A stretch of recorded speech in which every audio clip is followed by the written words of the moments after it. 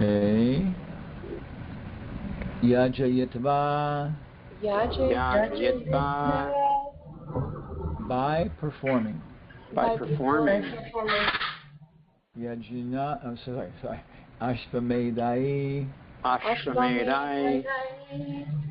Yajna in which a horse is sacrificed. Yajna in which a horse is sacrificed. Tam. Him. King Yudhiṣṭhira. King Yudhiṣṭhira. Tribihi. Three. Uttama. Best. Kalpakai. Supplied with proper ingredients. And performed by able priests. Tat. That. Yashaha. Fame. Pavanam. Virtuous. Dikshu. All directions. Shatamanyo. Indra, who performed 100 such sacrifices. Indra, who performed 100 such sacrifices. Eva. Like. Atanat. Spread.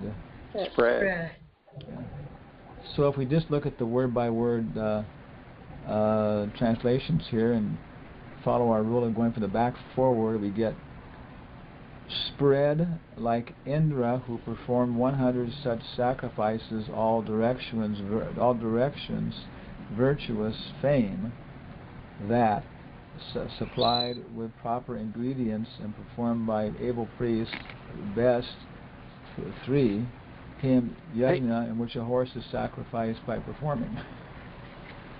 So go back to the translation and we get Lord Śrī Kṛṣṇa caused 3 well-performed aśvamedha-yajñas to be conducted by Mahārāja Yudhiṣṭhira, and thus caused his virtuous fame to be glorified in all directions, like that of Indra, who had performed 100 such sacrifices.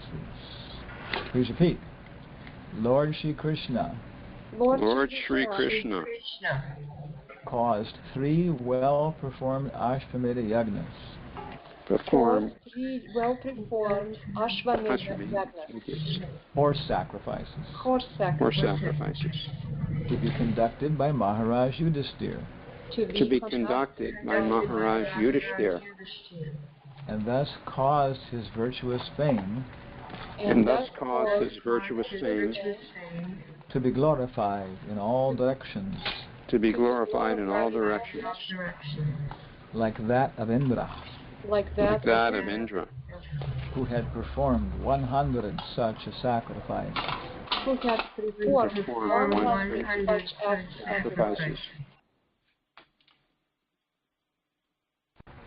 Mahārāja, I have unmuted you, but everybody else. Okay. So just repeat the whole verse here. Yajayit vaśvamedha tvam tribir uttama kalpakai tadyasha pavanam dikshu shata manyor ivatanot. Lord Krishna caused 3 well-performed aśvamedha-yajñas to be conducted by Mahārāja Yudhiṣṭhira, and thus caused his virtuous fame to be glorified in all directions, like that of Indra, who had performed 100 such sacrifices. And then in the purport, we're going to see that Prabhupada is going to talk about in the performance of aśvamedha-yajña by Mahārāja Yudhiṣṭhira, performance of the aśvamedha-yajña. And he'll also talk about the comparison that was made between Mahārāja Yudhiṣṭhira and the King of Heaven. So those 2 topics are in the purport. But I was thinking before that, Let's go back and talk a little bit about the context of this verse in terms of the other verses.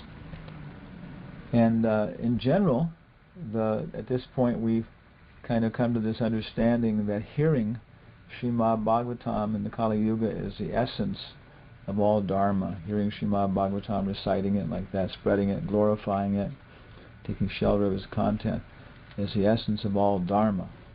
You know? And therefore, it's very natural then, before the actual content of the book is presented, there are some prefatory.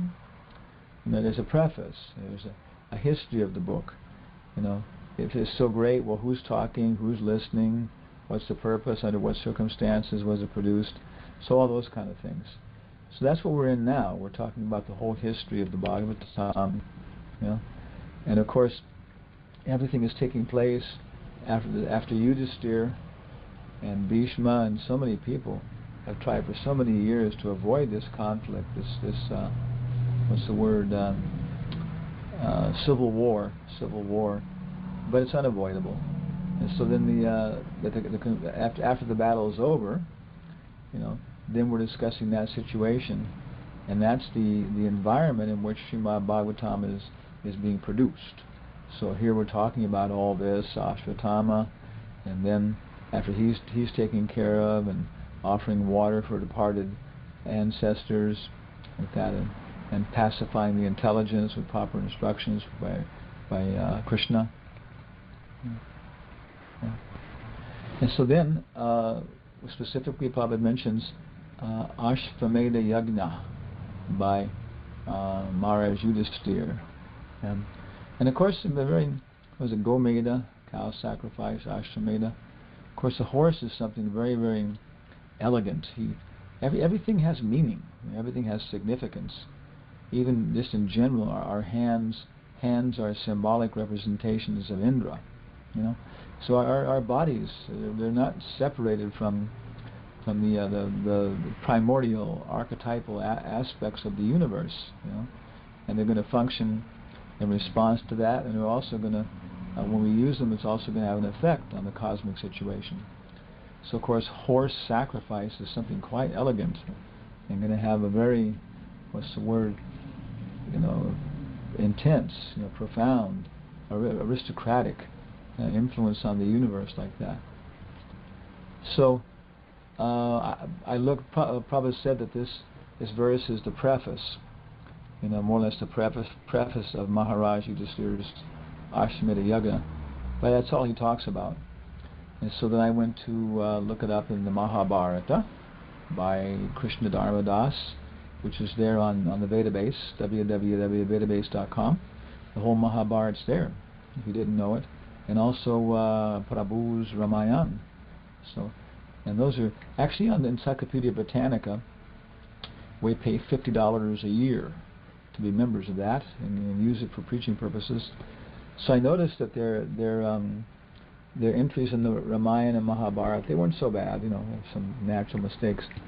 But in the links down below, there was no link to a complete edition. So I just submitted these two links, and the robot said, "Okay, thank you." And now I look, and they're there. So somebody who reads the Mahābhārata entry on the Britannica will find a link to the complete Bhagavatam, which will take him to the database.com. And I think people consider, well, it's quite nice. And of course, while he's there, he might then start looking at other books by Prabhupada. Sankirtan Yagna Ki Jai. So, if you read that, it's actually interesting, And for one thing in general is that I heard Hridayananda Maharaj make this comment that Madhvacharya comments that the Mahābhārata that we have is corrupted. Some things have been added, some things have been left out, and some things are not in the right position. Now, specifically Bhagavad Gita, that appears to be, completely correct. All the different additions or versions or recensions, I guess they're called, of the Mahābhārata have the same Bhagavad Gita. But other things, so it's a little bit, have to be a little careful when the Mahabharata says this or that. It may not be exactly correct. But our acharyas, and Madhvacharya and others, they've picked out certain stuff and certified certain things. But in general, there may be some mistakes in certain things. But in general, the history there of this whole yajna is that the whole battle of Kurukshetra was finished.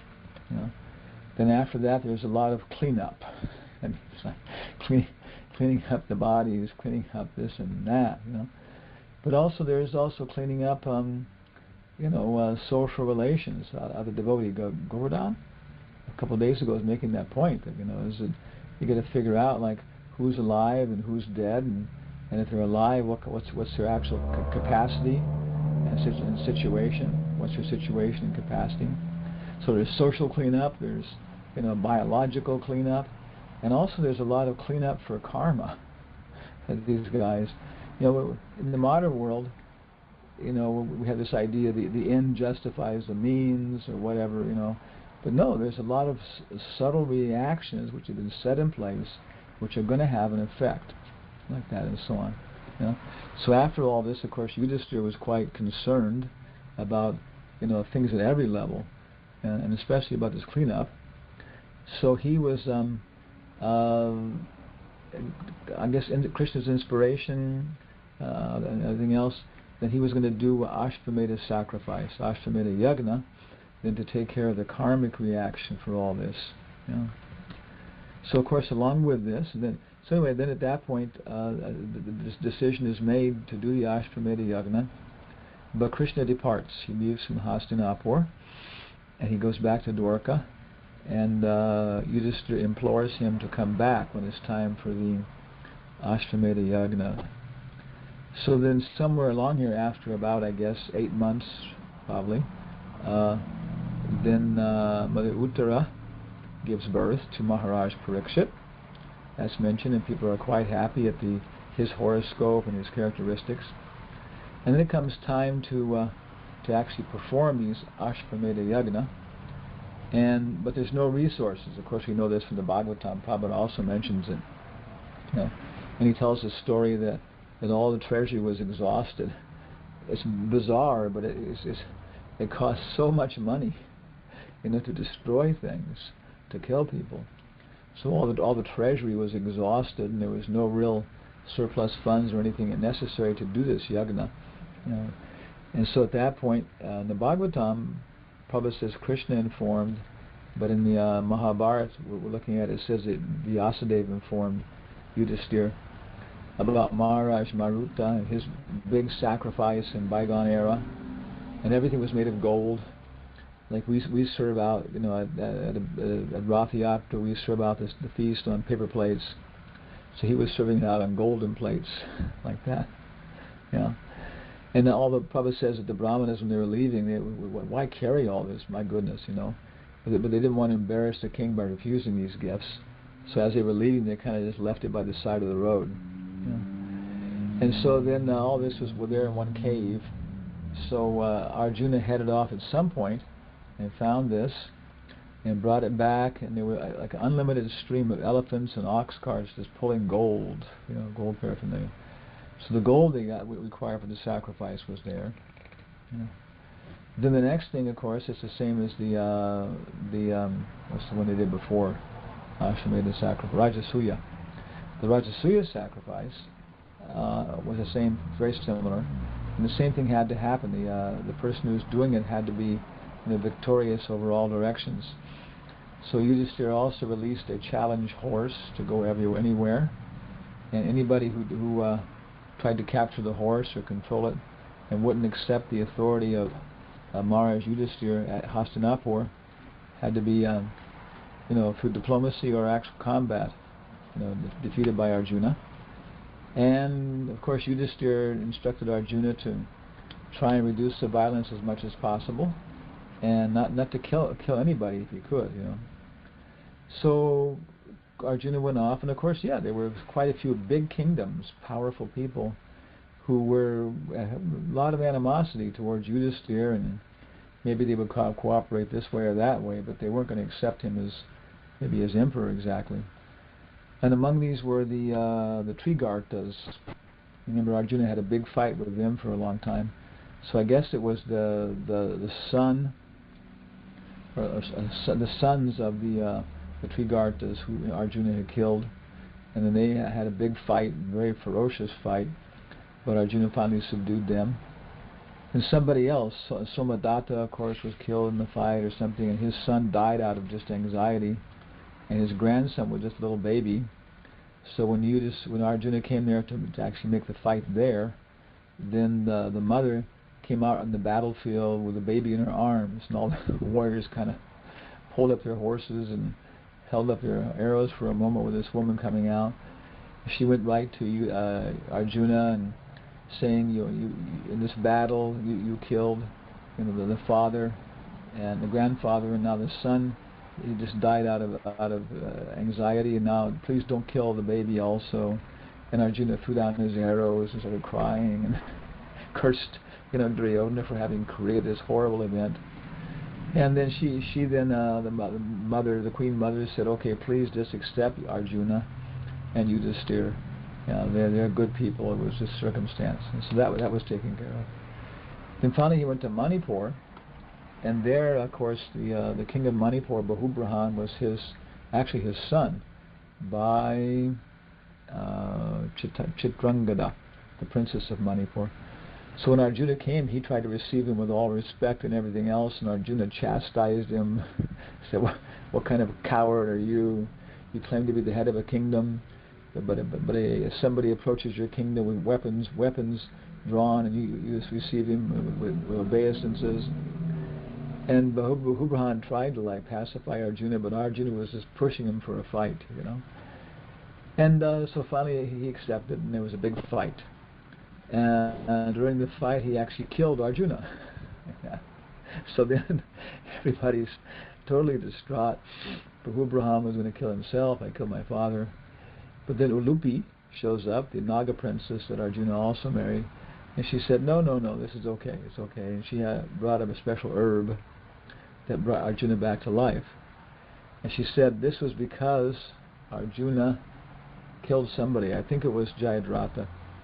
And because of that, by this kind of illegal means, by the trick, of Krishna holding his hand over the sun. And so therefore they cursed Arjuna, he would die, And so now, because he's died, that curse is no longer effective, so that's taken care of, So then Arjuna was quite happy to have such a nice heroic son, and didn't stay much at all. I think they said, please stay, But he said, no, you two wives, you come to Hastinapur now, everything is peaceful, and Bahubrahan, you stay here and take care of your kingdom. And he kept on going. So eventually the whole challenge horse conquered all directions, and Yudhiṣṭhira was able to have sufficient wealth.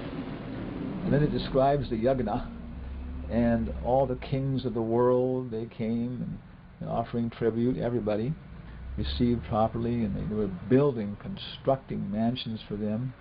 And all the brahmanas came.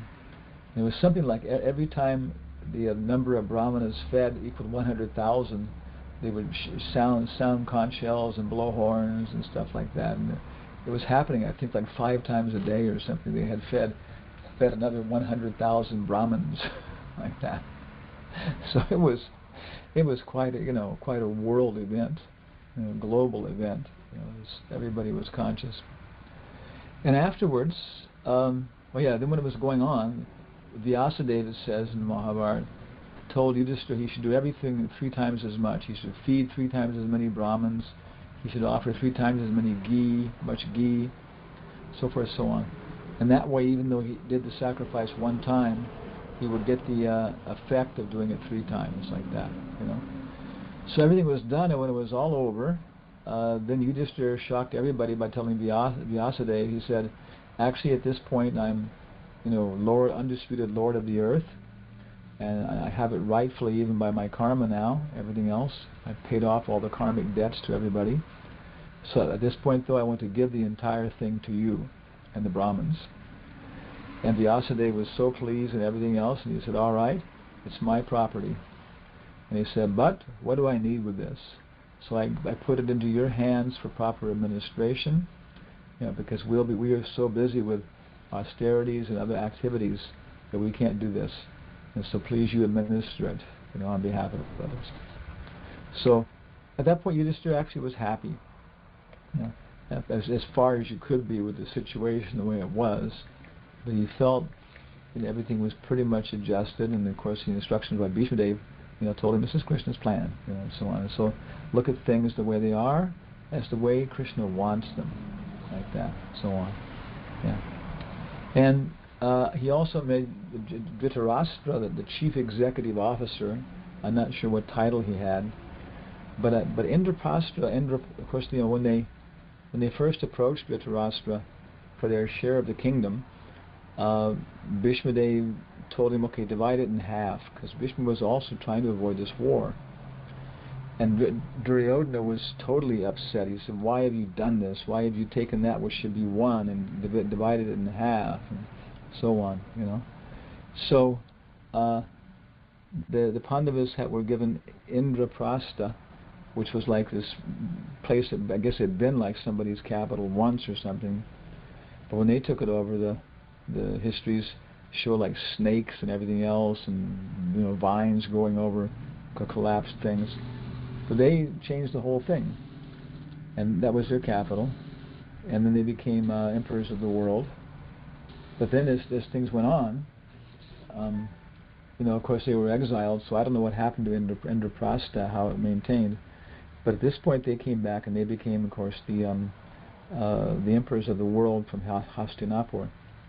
But Mahārāja Yudhiṣṭhira, they made him the king. They made him the ruler. They followed his advice and instructions on how to do everything.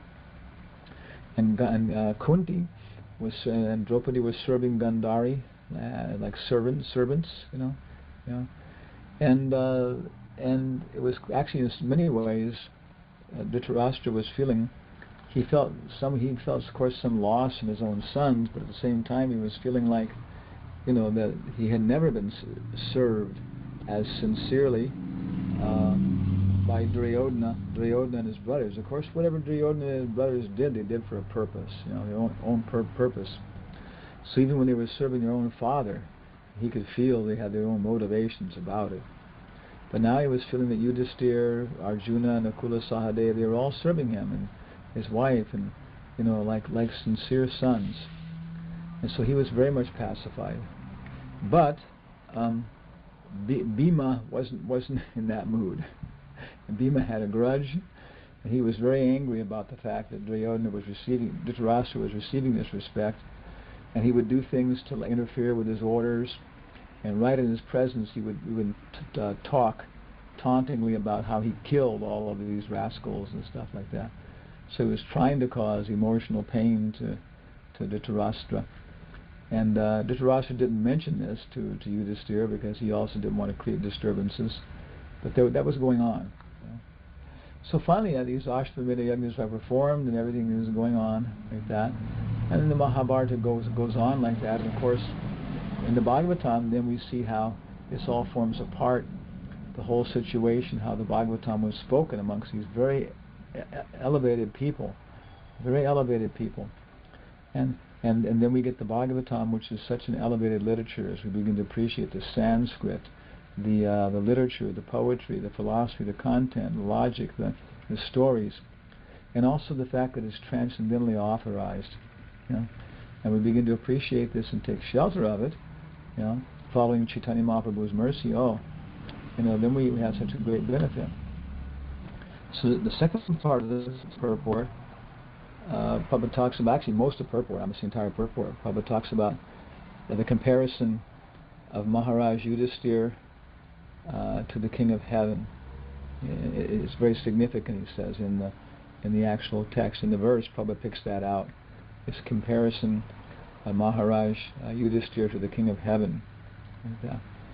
And Prabhupada says the King of Heaven is thousands and thousands of times greater than Mahārāja Yudhiṣṭhira in opulence.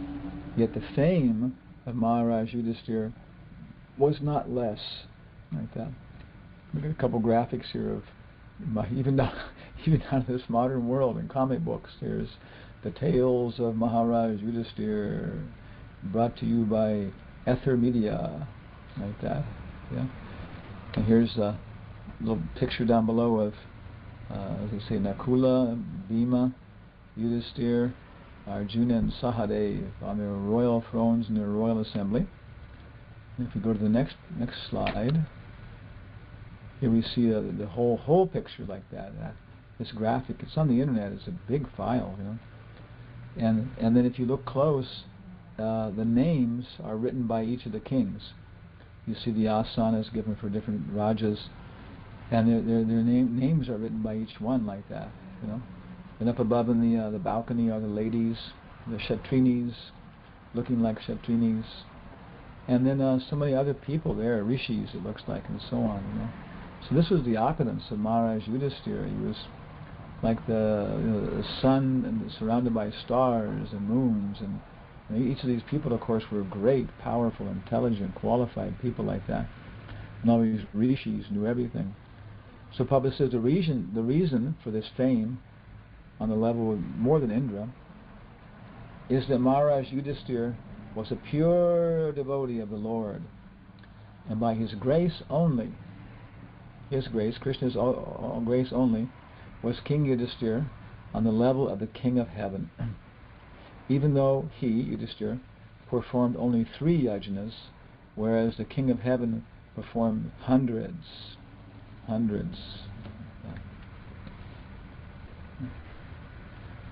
Next slide here. I guess it maybe takes a second to load, I don't know.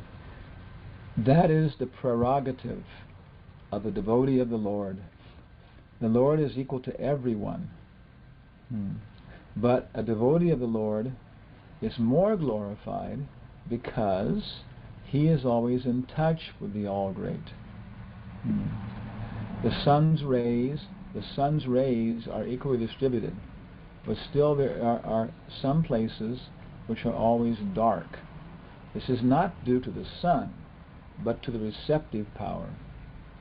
Similarly, those who are 100% devotees of the Lord get full-fledged mercy of the Lord. Those who are 100% devotees of the Lord get full-fledged mercy of the Lord, which is always equally distributed everywhere. So very nice, very important concept in our philosophy. You know, who's the cause of our happiness? Who's the cause of our distress? Is God all-powerful? There's so many different cultures, and one thing, for example, you see like different. For example, one time one of our devotees was walking around and he met some Mormons, and they gave him like a CD, and we looked at it, and it was well done. You could tell it took quite a bit of money to produce it. They all had like Jesus Christ type costumes, and the acting was good and stuff.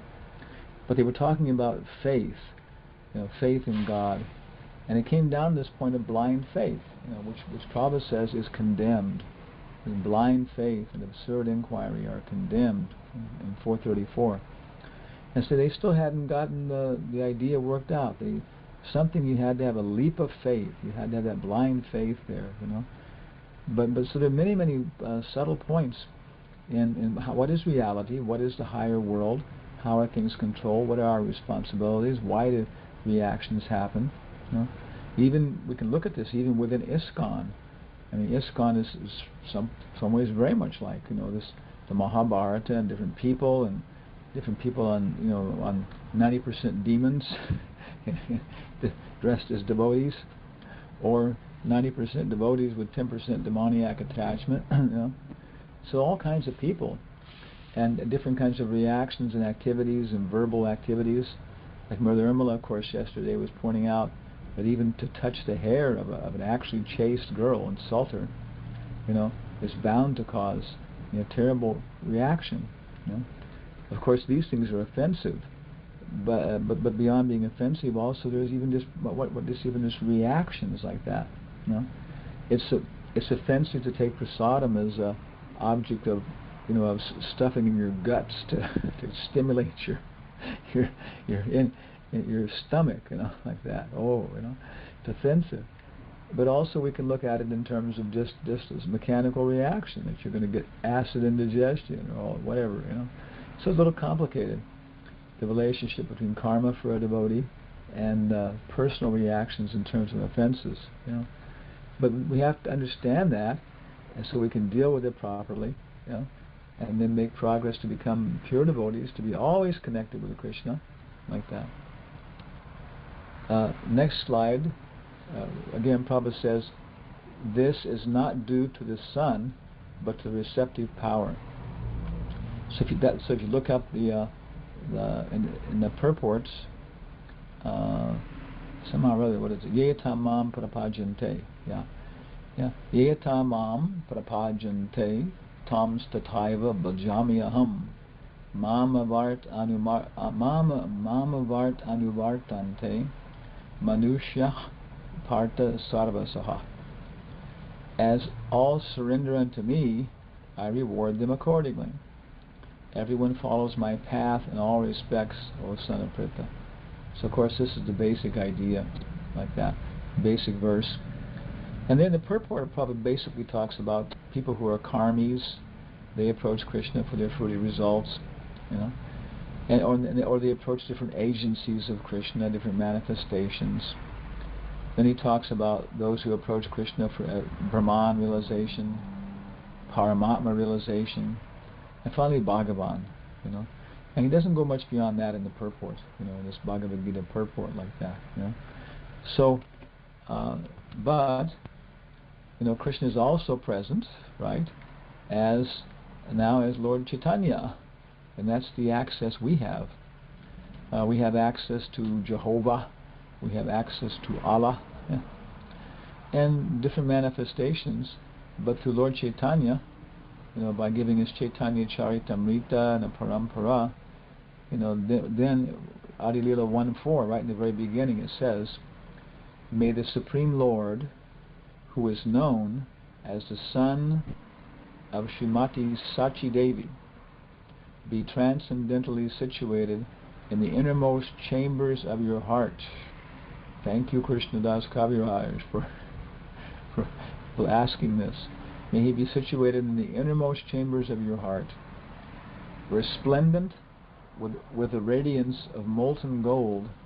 He has appeared in the age of Kali by his causeless mercy to bestow what no incarnation has ever offered before, the most sublime and radiant mellow of devotional service, the mellow of conjugal love.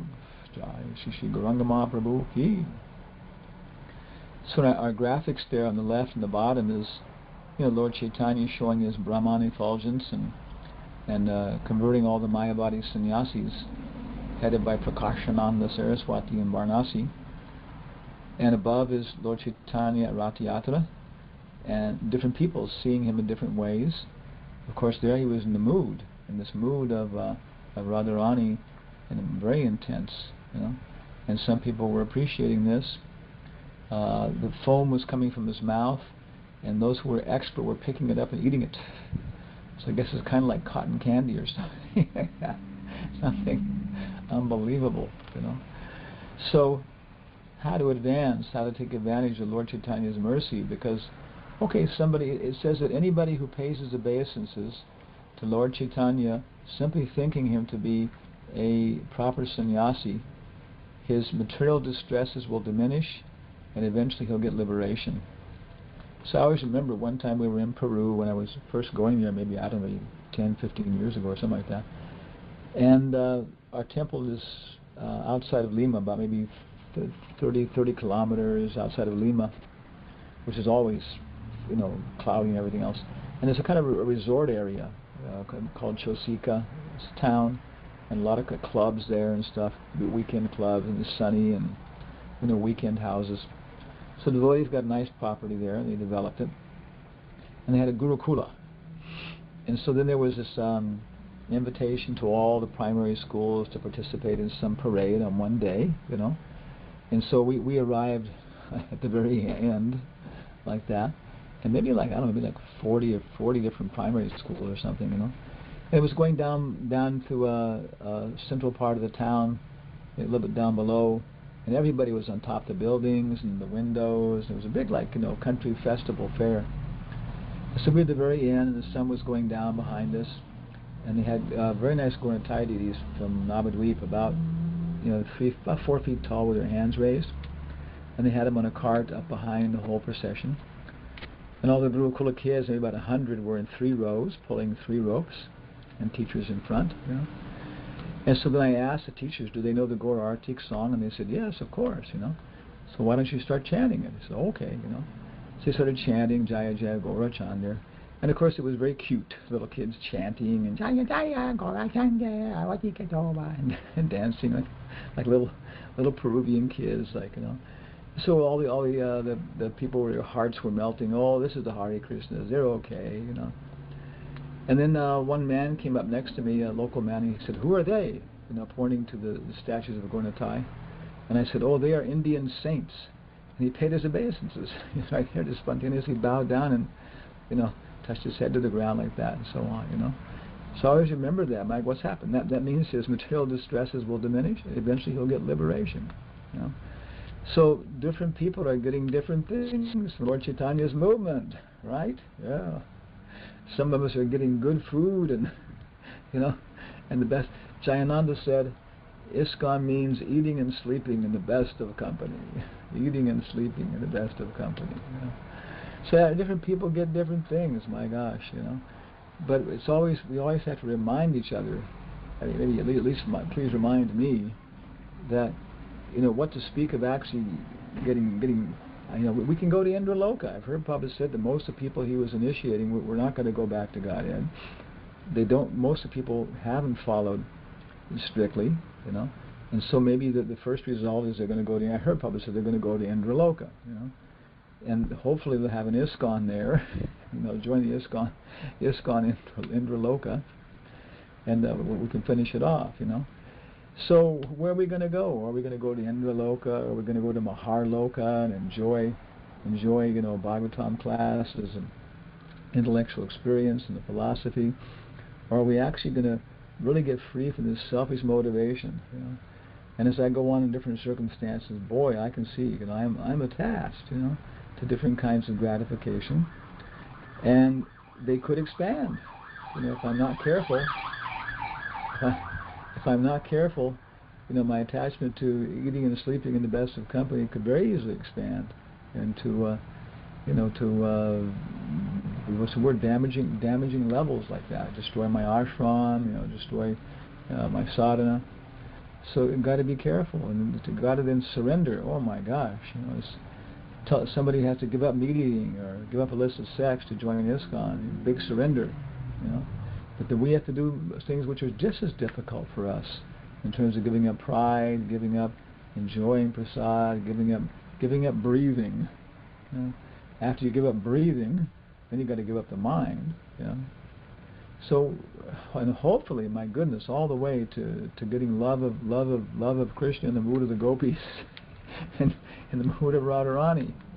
In the mood of Radharani and separation from Krishna. Oh my gosh, Okay, you've got to keep reminding each other and pushing each other, but to do this yajna, we call it Sankirtan yajna, to make the world auspicious, to get people to understand God, to get liberation for everybody. But ultimately, the Sankirtan yajna, the whole thing is to get the mercy of Prabhupada, to get the mercy of the representatives of Lord Chaitanya. And what is it? That Prabhupada is an evil guy? No, it's the same thing. His mercy is there for everybody. Somebody who's very simple and this and that, or somebody who's very sophisticated, his mercy is there, and we really have to try and just take advantage of it like that. Okay, next slide here. I have here Prabhupada. There he is on Sankirtan.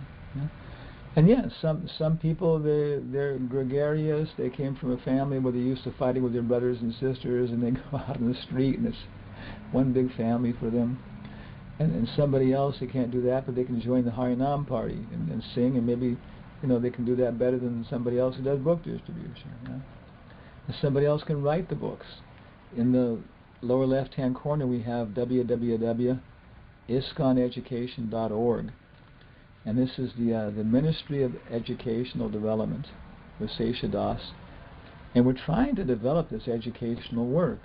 There's a very good opportunity coming now. I've mentioned this before. to actually start establishing, what do you call this, primary schools, which can be divided into actually preschool, primary school, secondary, on the same level as the Waldorf schools or the Montessori schools. Economically practical, good spiritual content, something appreciable by a broader range than just devotees, but with full range that devotees and the devotee kids can get all the top education they need. And we have electives for the Prahlad Maharajas, and have electives for the Hiranyakasipus. So everybody can get basic education, and then beyond that, more specific. So it's really developing, and we're actually working on this in Texas now, the first place in America. And as it works out there, then we'll be able to, duplicate it and stuff. So I think everybody just try. Everybody's been trying, no? On the next slide here, we have a picture of Srila Prabhupada and ISKCON there. Maybe you can look at the picture and pick out which of the four types of dogs you are. Prabhupada said even a dog can take part and dance in ecstasy. So we got big dogs, we got little dogs, we got French dogs. Maybe you can find out what kind of dog you are, like that. I got GBC dogs, mother of 5 kid dogs, But up in the corner, what do you see up there? There's one dog looking over the fence who couldn't join the parade because he didn't get his rounds done, didn't get up in the morning, and so doesn't have the sync. He can't take advantage of the mercy of the Sankirtan movement to participate, to join the parade, to dance, To Sankirtan, what do you got to do? You don't have to do much of anything. All you got to be able to do is just, do what the clown tells you to do, Srila Prabhupada tells you to do, just like a dog, And then we go out in the Harinam, we figure out how to put tilak on, a dhoti or a sari, and go out and chant this mantra with other people, and it has so much effect, And then gradually we become more qualified. But the thing is, unless we do the sadhana bhakti of Lord Chaitanya, then we can't we have to stay on the porch. We have to stay in the yard. We're not qualified to join the, the Sankirtan movement in that sense. So first thing, become purified, chant Hare Krishna, and we become purified, then go out and expect Krishna to send innocent people. 1, 2, we remain purified. 2, Krishna sends innocent people. 3, and they have to be patient, to listen to what is this material world. That's the basic thing. Who are we? What is the material world? Not that we have to, give a pound of blood for every person we meet. Maybe an ounce or something like that, or something, But no, from their side too. And at a certain point, if people aren't responding and this and that, then we leave them to the mercy of the Super Soul and Durga Devi, like that. So it's kind of our comprehension of the verse here. Back in the beginning here, Hare Krishna, Hare Krishna. There we go. Shift F5.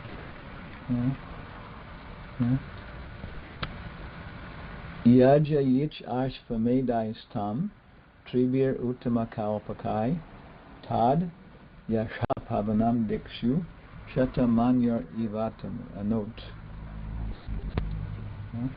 Lord Śrī Kṛṣṇa caused 3 well-performed aśvamedha-yajñas, horse sacrifices, to be conducted by Mahārāja Yudhiṣṭhira, and thus caused his virtuous fame to be glorified in all directions, like that of Indra, who had performed 100 sacrifices. So any questions, comments, complaints? I don't think there'll be complaints. I've unmuted everybody already. Everyone's so good. They're quiet. Quite a few everybody's over on Skype. And I'll start meeting. So if anyone has any questions or comments. Can I just ask one really, really quick one? Please. I heard you say that we have to give up everything and join prasadam, and then you said even give up breathing. Did I hear you correctly? Yeah, Prabhupada says we have to give up life breathing. Yeah, he says our our breathing is colored with a material color, like that, you know. And so when we die, obviously the prana, we lose the texture, we lose the color, we lose the prana, you know. And the prana, depending on our attachment, maybe we hang on to it, so it takes us around certain levels. Or maybe if we're more detached, then we're off the level of air. And then after that, above texture, is a level of space. What to speak of giving up being attached to breathing, we have to give up being attached to occupying space. Imagine that one. Yeah. And after we give up being attached to occupying space, then we have just the level of our personality, our thoughts, our ambitions, our hopes, our memories, my. Yeah. Which, of course, during japa, we like to think about this, think about that, think about this, think about that, you know. But we have to give all that up, you know, and so on. Yeah. If Krishna wants us to use it, okay, but it's not mine anymore. It's not my prana. It's not my eyes, not my fire. It's not my earth, my sense of smell. Now it all belongs to Krishna, and I'm using it for Krishna, and I'm very ecstatic. But it's just Krishna's, you know, any moment, you know, like that. Okay? Hare Krishna Maharaj. Hare Krishna. Just one question regarding this Arjuna incident. If he died and then by some herb he got his life back, doesn't that strengthen the conception that body is just made of chemicals? Doesn't it what? There's one word. Doesn't that suspend the concept, you said? Or? Yeah, doesn't it support the concept that body is made of chemicals? Well, chemicals. What are chemicals? You know, chemicals are, you know, quantum mechanical entities and all that kind of stuff. What is material nature? So on. You know. So yeah, we accept that the body is made of 5 gross elements and 3 subtle elements, like that, you know. And those can be connected to Krishna, or they can be indirectly. They can directly be connected to Krishna or indirectly. Vina prakrita ashada. But beyond that, the body is also composed of karma. Just like the fan, I'm running the fan now, but the fan is composed of electricity. It's not just composed of wires. You know, a fan, it has to be composed of wires and electricity, composed of that.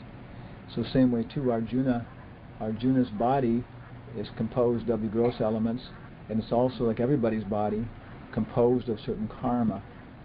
And that karma had been included dying from being cursed. So by making this thing, the karma then had been adjusted like that, so he didn't have to die again because of that curse. Yeah. Yeah. And so the jewel was able to take care of the gross aspect and regenerate the body, so on. And of course, this is very subtle medical science. Now we're talking about stem cells and this and that. You know, even for example, I know if you're cutting somebody up and you want some vein, you can just reattach it with little clips, and it'll still be leaking here and there, but the body with the platelets and everything else, it's just designed to grab onto itself and then reconnect. You know, so there's things even like that with certain herbs and jewels, and allow the body just to regenerate according to its subtle aspect and subtle karma, like that. So generally it's like the soul leaves the body. So in this Arjuna's case, the soul does not leave the body. It waits for his head to be reunited. Yeah. Actually, it was a chest wound. I think it was a chest wound. Many times, of course, we have near-death experiences where people are medically dead. They're brain dead, respiration stop, and everything else, and they are medically dead. But then they come back and they have this whole experience of being out of the body, you know, being someplace else, like that, and experiencing things they could not have experienced. You know, so even right now, the soul can be within range and may come back in on its own accord. Okay, thank you very much. you planning on committing suicide or something? Yeah. Oh, okay. Yeah. Go to Goloka. Do you see the chat, Mahārāja? Let me see here. I got to open it up. I got to go my little arrow and push the button. The arrow pops out, and I push the chat, and it says, Bhakta Luciano, do you have mic? Max says. Luciano says no. Sorry. That's the whole thing, or? It's a little above that. Oh, it says okay. Okay. Going above that, Luciano says, Hare Krishna. Quick question. To receive benefits of Sankirtan movement, must we be fixed in our rounds? And again, no. Yeyatam mam prapajante. Like the example I gave, that man in Peru, just by paying his obeisances to Lord Chaitanya because he accepted him as a saint, then the injunction is he's going to get liberation. So just by coming in contact with the Sankirtan movement, people can get liberation. Yeah. But if you want to get inspiration from the super soul, Tesham Satata Yuktanam Bhajatam Pratipurvakam, then you have to be an initiated devotee. Like that, so on. And if you on and on like that. So we have to be more connected to the movement practically, and then more and more subtly, to get more benefits like that.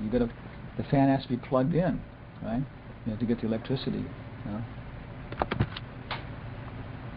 Hare Krishna, Mahārāja. Please accept my obeisance. Oh, Hare Krishna. I just wanted to ask you, but all those universes that is in all the planets in material universes, is this just manifestation, external manifestation of our internal consciousness in a way that exactly what our consciousness is, that's where we're gonna go? Is that right? Well, of course, Mahavishnu, he lies down on the causal ocean, Viraj River. Then, of course, like everybody, he's perspiring. Little drops are coming out of perspiration, are coming out of his pores, and also out of his breathing. Also, there's little drops, and each of those, of course, is a universe. So that they are being produced from him, and so, and Prabhupada says that Krishna himself. Well, let's see. If there were no jivas with separatist desires, then maybe there would be no material world. Just because we have these separatist desires, then Krishna creates this place where we can get reformed, like that. If there was no crazy people, then there would be no mental hospitals. Okay, but it's explained that Krishna himself also, likes some of these pastimes. Krishna can't perform Bhoma Lila in the spiritual world. He can't rip Hiranyakasipu's stomach open and toss bloody guts all over Vaikuntha like that. There can be pictures like that, but he can't do it exactly. So he himself likes it, and it says he every now and again he doesn't wash his club after he smashes some demon. He lets the blood dry on there, and every now and again he kind of turns his club around and looks at it, and remembers, that was a good fight, And so if so I guess Jai and Vijay, of course, fell down because he wanted a good fight. So if there were no conditioned souls who wanted to be in Maya, would Krishna still create the material world just to have, to satisfy this lower consciousness or something? It'd be Krishna himself within Krishna. There's a little bit of this desire to satisfy this lower consciousness. So in that aspect, the material world is, okay, it's spiritual, but maybe not, But the fact is that I guess there's always going to be some people who turn away. So in that respect, the universes are created by our desires. So Krishna creates them so we can purify ourselves, and all the universes, because of our karma and desires. But simultaneously, he's also entering into them and enjoying them to some degree himself. So also they're being created to some degree, also for his satisfaction too. But mostly the basic principle is, it's just the material world is being created so that we can express our karma and become purified. Thank you. Ah.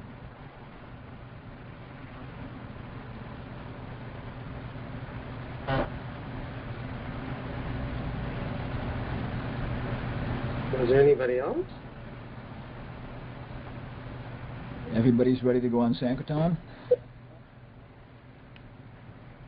Hare Krishna, Maharaj, that was such a good class. I mean, there were just so many great points in it, but I wanted to tell a quick story about a friend of mine who was leaving her body.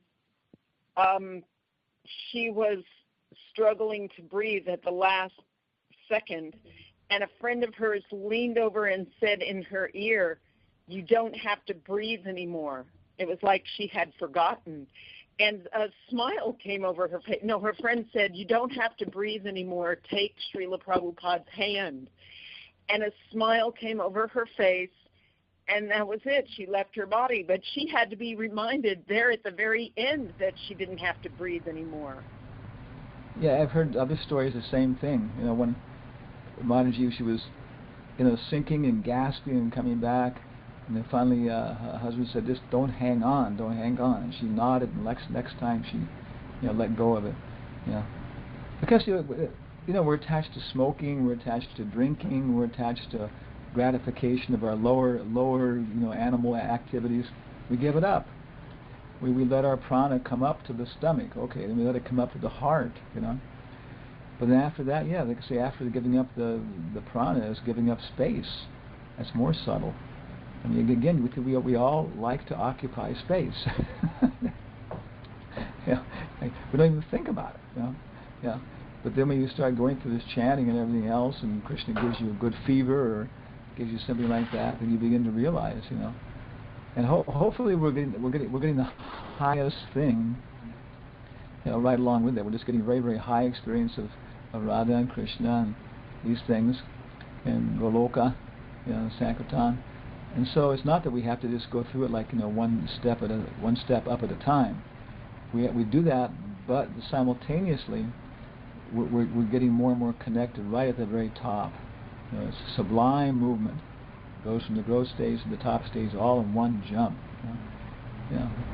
All expense free paid weekend in Vaikuntha. But then you got to come back again to Indraloka. But you don't forget that expense paid weekend. That's where I want to go.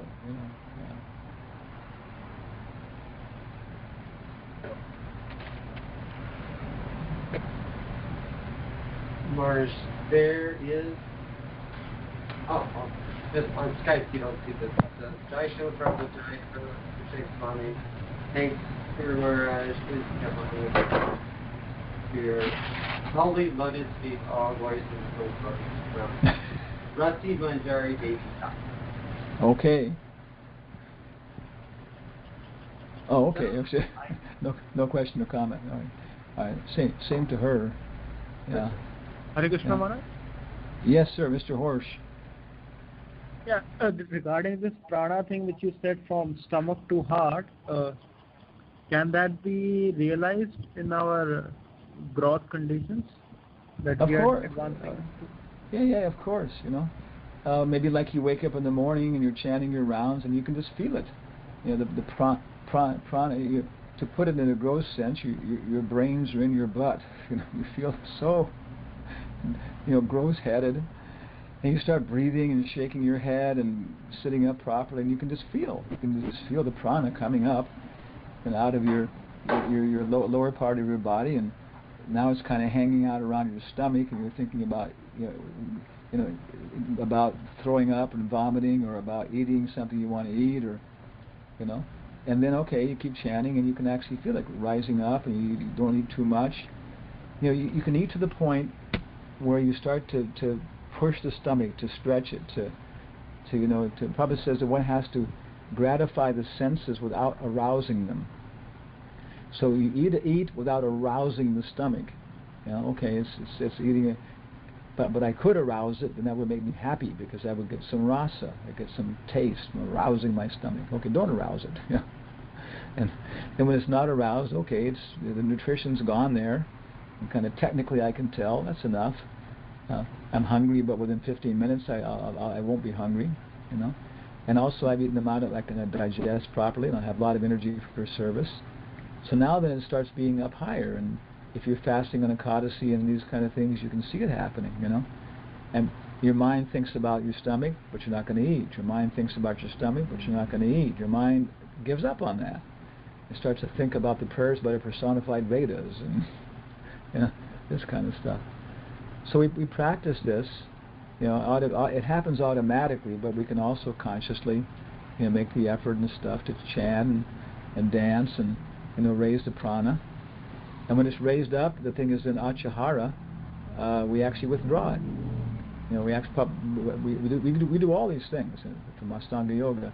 When you're chanting and dancing very, very nicely, the kirtan, it goes right inside, and it starts to come from the heart. You're chanting with an open throat and playing the kartals right from your heart, and chanting and dancing, and, you know, big kirtan. That's pratyahara. You know, you're coming as you've withdrawn the prana to the heart, to yourself, right from you, like that, you know, so on. So that's why the Bhagavatam describes these things. In the first canto, second canto, it just describes them one after another, but always in terms of, you know, the basic process of bhakti yoga. You know. Maharaj, I wanted to say earlier, it was too noisy where I was, and there was a little comment when the Prabhu asked the question about how is it possible that Arjuna was killed, he died, but yet an herb brought him back. And I was just kind of remembering in Bhagavad Gita, I think in the 9th chapter or something, Krishna says, Aham Aushadam, that I am the medicinal herb. Yeah. So that's Krishna. I mean, certainly Krishna created us. Krishna can certainly bring us back to life again. Yeah. I mean, you get your arm cut off, and even now surgeons, they can do enough stuff to put it back so it'll grow back on and function. Yeah. Yeah. And as in the story in the Mahabharata, the Krishna Dharma's Mahabharata, it says it was a chest wound, and Lupi used a jewel like that. I think it was a jewel. It wasn't an herb, I think. I'm pretty sure. No. Yeah. So, okay, yeah. So I guess we'll go ahead here then. It's 12:42, and here in beautiful downtown Murfreesboro, Tennessee, on Medical Parkway Drive. Yeah, and we're doing pretty well. It's the first time in my whole devotional career, pretty much, I've been in one place, you know, and we're getting situated here and trying to get more relation with our local scholars, everything else, and also developing these Ministry of Education programs. So please go to that webpage, ISKCONeducation.org. We're improving the webpage. It needs a lot of work. And so if you have that inclination, or that's part of your Sankirtan, then really get involved in this educational development, homeschooling, all this kind of stuff. A lot of work needs to be done. There's so much happening in ISKCON that basically we need just to do an inventory, you know, because there's so much redundancy and so many different things happening. And so our education alone is Rupanuga told us that Prabhupada said, when will my sannyasis become like these Christian fathers and dedicate their lives to teaching children? So perfectly bona fide sannyas dharma is simply to teach, you know, children like that and so on. You know? Yeah. So that's our one thing we're doing in the Sankirtan. And other than that, we're trying to do some specific writing, and then there we're reading Carl Jung, and we just finished off the Tavistock, Tavi stock lectures. They're very readable, very interesting. And Prabhupada said of all the Western philosophers, he seemed to have the most intelligence. So as you begin to read him and stuff, you see how we can use him to explain the ideas to these people in the West. Because he's not a major psychiatric figure, but quite prominent. There's a lot of people, you know, who are using his ideas and perspective. And you see he had very, you know, Vedic perspective. He even was in Calcutta. He was in Calcutta when Bhaktisiddhanta Saraswati was there. So many things. So we're doing that, and hopefully we'll get actually do some real serious writing on that and so on. That's our Sankirtans. So thank you very much. All glories to the Prabhupada. Jai. Thank you very much. Haribol. Thank you. Haribol. To mention to everybody, because Mahārāja gives class every week on Friday. He's been very kind to us. Next week, Friday, he's not going to be giving class because we have a seminar, 3-day seminar, Wednesday, Thursday, and Friday by Mahatma Prabhu. So I'll send out a mailer that will explain more about that, but we'll see everybody here soon. Thank you very much, Prabhus, and all glories to Srila Prabhupada. Hare Krishna. Hare Krishna.